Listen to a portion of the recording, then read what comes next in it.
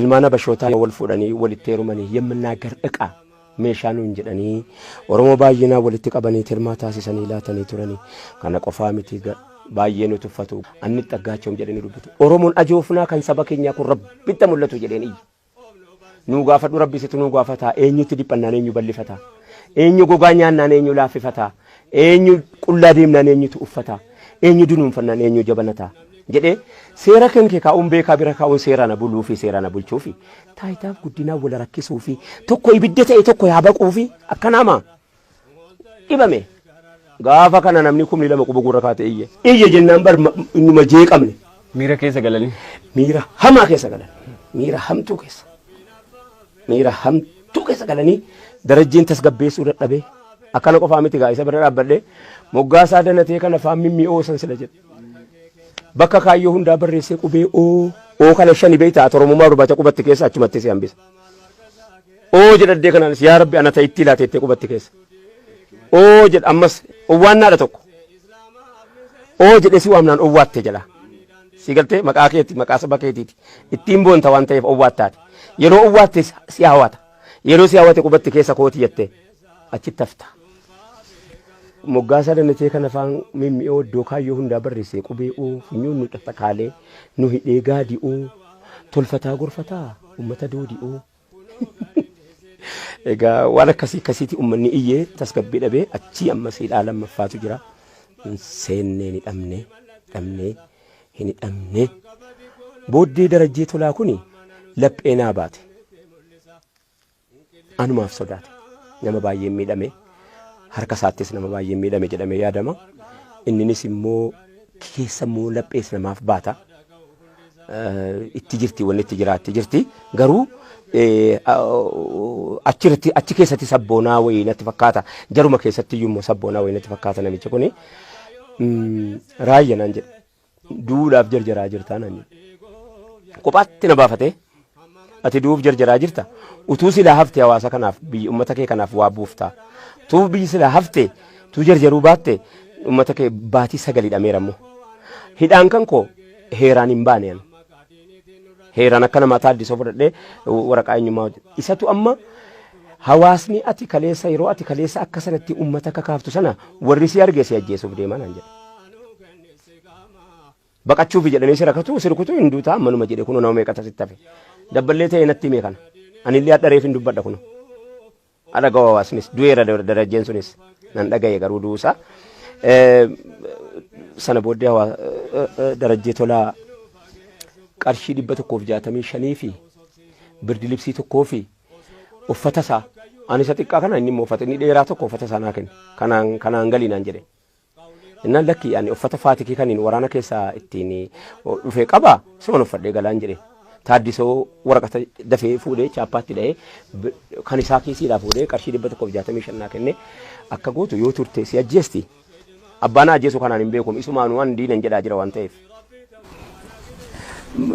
heeraan ala na baasee mana hidhaa keessaa achi ka'ee ijoollee Oromoo lama waraana kan turte waraana dhaabbata dimokiraasummaa uummata Oromoo kan turte ijoollee lama hidhannoo wajjinii naa kenne geessaati baabura Dirredawaa geessaa yaabbachiisaa kottaa jedhe naa laatee hagalatoomu du'aan isaallee tattaaffii akka inni na hambisuudha tattaaffii godhaa jiru bareeraan asirratti goobanaa amansiisaa kan jedhamu kan amma ijoollee amboo ijoollee gudarii seenaa kan koo baay'ee akka gaariitti beeka goobanaa amansiisaa kun gaafan dhukkubsadhee na baadhatee haakimina geessaa gaafan loltuudhallee loltuu dhiira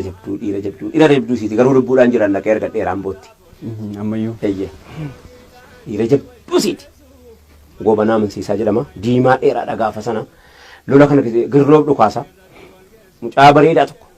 ani ndua jedhee laphee baadhaa fi ture kan koodhiise anu fi kooti mukarra taa'ee fa'i lola akkasii galatoom ajaa'iba seenani gabaabaa seenetti ranuutu qaa'ennee qabatee nuun deeme sayyummoo ammayyuu waan walakkaa geenyinsa wayyoo adako innum baay'ee ulfaadha achirraa artii irratti yeroo as dhufte waa'ee artiitti na gaafatte haasaataa tuule malee sana booddee dhufeetanii gaa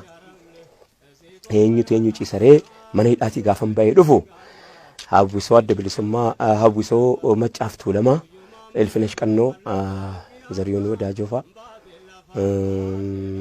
daagimmo kunneen fa'a Sumar Suleemaanii wajjiniin dhayine hawwisoon kun dhaabate gadaa baandii yeroo san dhaabatee jira nuti waan baay'enneef hawwisoo obbo Abdii Gimbii Tasfaayee Dheeressaa gaazexessaa Tasfaayee Dheeressaa urjii gaazexaa illee keessaan qaba sheerii urjii gaazexaa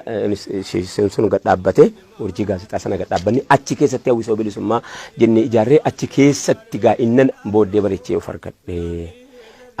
artiin na keessatti uumamu achi keessatti argadhe jechuudha. Baay'ee kan na leenjise Abdii Qopheetii fi Aadamaaruun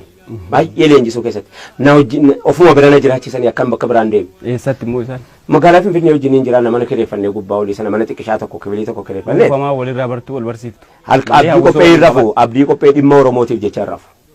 Irrimni isan qabu. Utuu nyaatee haaran galfatiin du'ee bade Abdii Qopheen utuu takkaa takkitii jiraatee hin beeku akka namaa uffannaa uffatee hin beeku namni isan beeku inni garuu nama beeka. Uummata kanaaf inni nama dadarii soqaadha naannoon isaanii. Abdii Maamad jedhama Abdii Qopheetti beekama gaa barreessaa yaanatu dhiisee fi malee waan inni barreesse keessaa baay'ee fakkeenyaaf namni dhugaadhaa kamii kan jedhee ani intini jedhu sana isa kan barreesse na leenjisee ritimii kan hin beeku hunda sana na leenjisee halkan kana na raffisu uleedhaan faana reeba gadi ba'uu natti hin dhiisu na tiksa akkan egeree waa wayii fudhadhee sarkaan fadhu gochuudha baay'ee na wajjin taa'aa Aadamaaruunis haati manaasaas na leenjisuu keessatti baay'ee na wajjin taa'abanii akkasumas qabsaa'aa waraana bilisummaa Oromoo keessa jiru Suutee Baarentoo Usmaayyoo Muusaa nuti gaagaree tokko gaalaa kun. Baay'ee waan bareeda bu'uurri keessan kalee bu'aa fidee jiraarra ulfaadhaa isiniin jenna nullee. Mala akkasiisan keessa dabartanii as kalooftanii dhuftan kaaseetti mee qabdu wallee? Manzuma muka wallee lama qabaatti fakkaata. Lama guutuumo? Kaanii hundi isaatu gaa karuma hawaasaa kanatti gannaannaa meeshoo muuziqaa jala jiraafe maleetu jala jiraachuu baatee faa waan dhorkamaa natti hin fakkaatu walaloo kan akkan beektota islaamaa gaafadhe kaasettii CD kan islaamaa afaan oromootiin CD 31 qaba akkasi. Sa manzumaa yookiin nashidaa inni kana. Eeyyee. 31. Sanuu dheeraa.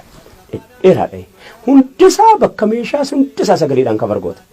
Mata marraa jettu waan amma na dheeratu kan amma. Nan barreessa baay'een barreessa. Isaayyuu shantuuleen tokko keessaa fuudha.